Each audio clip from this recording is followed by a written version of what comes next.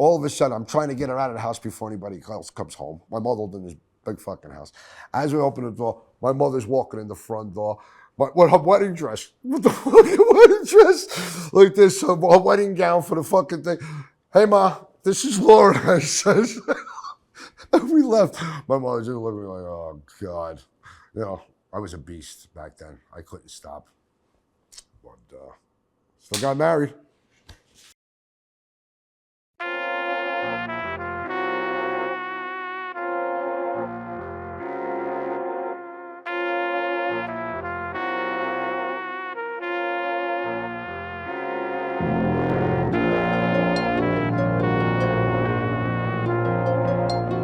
Take a ride in the life of Jack Colucci, who first experienced death at the age of 5 years old when his father was murdered by Gambino family consigliere, Salvatore Sammy de Bogravano.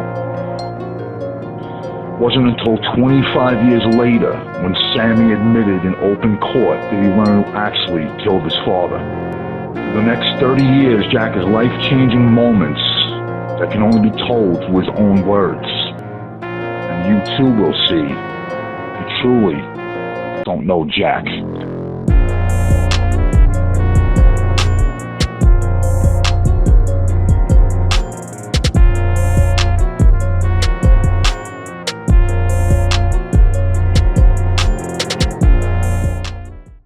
Okay, so now, picture this scene. We just fucking Staten Island, we end up burning down that house. I don't know how it ended up where my mother has us at an apartment in Howard Beach, Queens, around the block from my aunts. We're not there a couple of months before fucking Tommy's back in the picture, where they were all living in this apartment. I'm about to start, I just start high school, and I go to Beach Channel Drive. My mother says to me, I said, listen, I'm not going to school. She goes, please just show me that you could do well and whatnot. I ended up going to Beach Channel, got decent grades. I made varsity. It's hilarious because I made varsity football as a freshman, and the coach told me, listen, if you stay with this, see this guy who's going to Arkansas, you got a good shot at doing this. And God, that I even said that to my friends in Brooklyn when I moved back there. You get abused. Yeah, Arkansas, blah, blah, blah, blah. Meanwhile, I just escaped Arkansas, death, but that's later on in my life. So now Tommy is living with my mother. I end up going back to Brooklyn, living with my grandmother. And I did okay in Beach Channel, enough to say I'm gonna go to New Utrecht, hang out. I sold some weeds, and I told my mother I'm done. I'm gonna quit school. But now at this point, listen to this, this is kind of crazy, because my mother and Tommy are building a house now together in Staten Island to go back to Staten Island for a bigger and better house, to make their lives again. My poor sister being dragged back and forth. They built this big house on Del Mar. It was a custom home, and the builder is Bob, my mother's third husband, but we don't know this yet, okay? They're going back to Staten Island. They build this house. My mother's begging me, please move back with us to Staten Island. And I'm like, no, I'm gonna stay at grandma's and blah, blah, blah. Matter of fact, I'm going for my license. No, because I could have. Yes, I'm going for my driver's ed in Brooklyn. I'm getting my driver's license. And I'm saying to myself, my mother's begging me to move back to Staten Island. You got the car and you could go back and forth, blah, blah, blah. In the interim, they fall in love, Bob and my mother. My mother, me, my sister, go upstate New York. Bob has a house there. And we hide up there now, okay? Picture this, it's me, my sister, my mother, and Bob the Builder, okay? At this point, he's Bob the Builder. in the middle of the night, we pack up everything out of the house that Tommy and my mother built. In the middle of the night, we leave in the pickup truck, 2 pickup trucks. His friend Eddie helps. We clear out as much shit as we could, and we run up fucking state New York, and we're up there for about a couple of weeks. I remember it wasn't long, maybe a month, to be honest with you. But in this time frame, my mother is making arrangements where Tommy is no longer to be in our life anymore, but Sammy is the person now that my mother tells me, well, if you need anything now in business, you can go to Sammy. Like, all of a sudden, now Bob the Builder, now she even takes Bob to other people from, let's call it,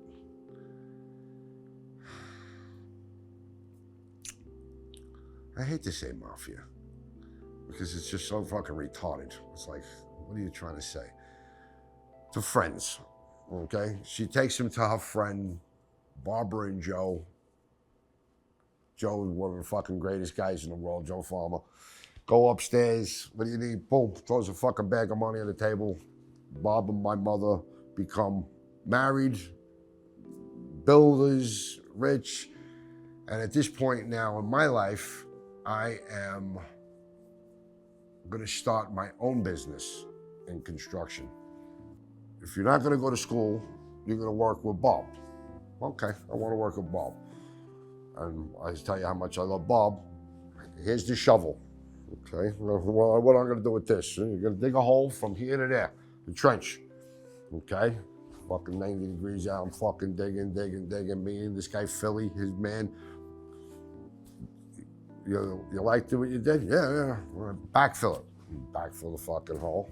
Next day, here's the shovel again. You wanna go to school or you wanna dig? Give me the shovel. And he did that for like a month. Made me dig fucking holes all over the place. Still wanna fucking work or you wanna go to school? I wanna work. Give me a fucking hammer now, okay? So, and from there, I worked with Bob for a while, then immediately he set me up with his like concrete guy, because Bob was the builder. We were developing these properties in Staten Island. And immediately, I loved it. Peter loved me. I basically ran whatever the fuck he wanted me to do. And I told him, listen, by 18, I told him, Pete, I love you to death, I said, but you're either gonna be my partner or I gotta go on. And sure enough, Peter was just a simple guy.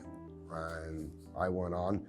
And I actually started doing a lot of more work in Brooklyn. At this point, Sammy's full force back into helping me with my business and anything I needed with union problems or coalition problems. Now, I thought I could go to him with coalition problems. No, yeah, I'm actually real young and starting my construction company. Sammy's got the office on Stillwell Avenue, and that's when really my mother, anything you need now, you go to Sammy. You go to Sammy. So my mother and Sammy are back together. I'm in my construction business. I'm running work all over. Sammy's helping me periodically before